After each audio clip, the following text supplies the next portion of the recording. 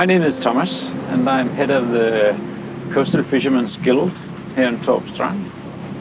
Thorupstrand is a little village in the northern part of Jutland, Denmark.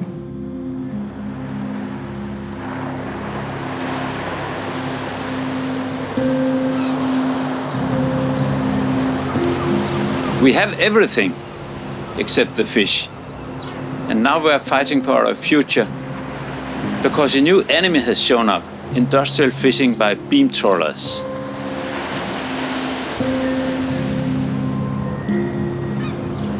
Once the fish is scooped off, the local stocks need years to recover, if at all.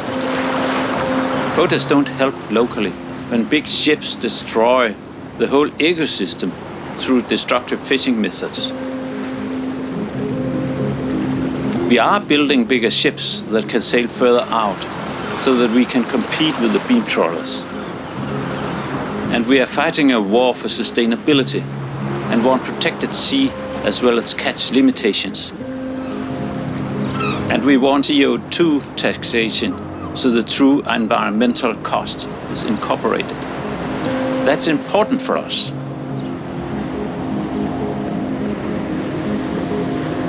The future in Thorupstrand, I think it can be difficult because if there's no fish, there's no income. Everything here in Thorupstrand is cooperatively owned and run. We have the landing place, the winch house, the packing house, the storehouse, the shop, the export company, and the yard. We have a yard where we are repairing the boats and constructing new boats and developing all kinds of technical solutions.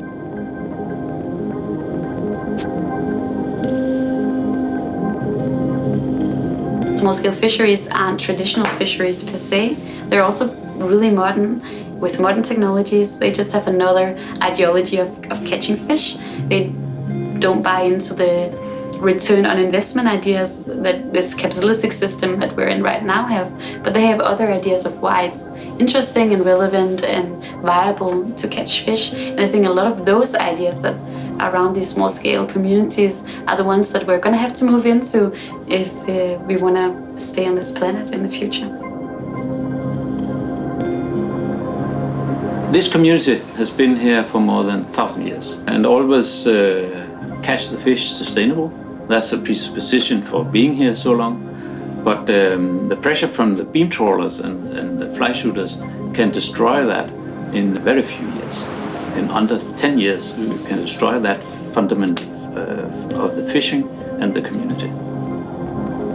It's very easy to destroy, not so easy to have a sustainable fishery, but with 1,000 years of experience, the fishermen and the families here know how they can do it.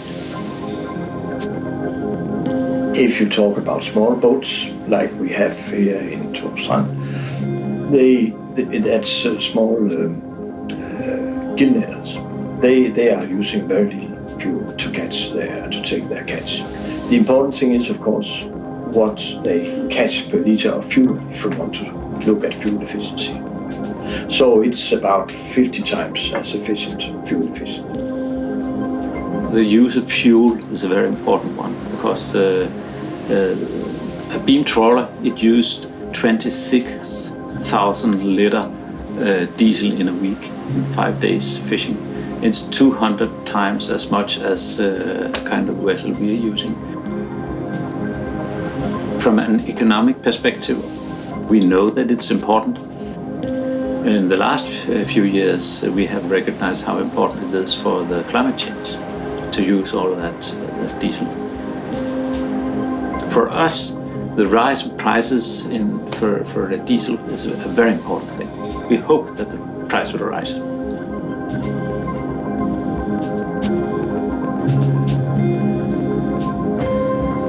We are simply terrified by especially the beam trawlers and the fly shooters.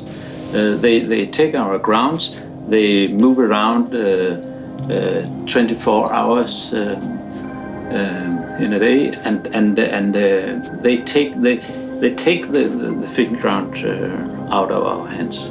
Just the effect of the international beam trawler fleets is that the pressure upon the local resources, fish resources, is much too high. It cannot reproduce itself under that pressure. That's the most dangerous, terrifying thing.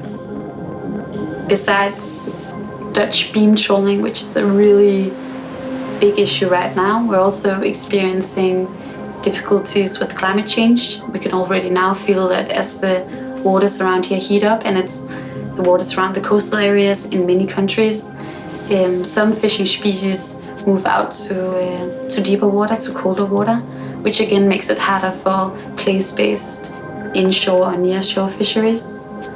I think that small-scale fishing globally is going to have to adapt to a lot of climate-related situations in the future, and that's going to have a major impact on these livelihoods.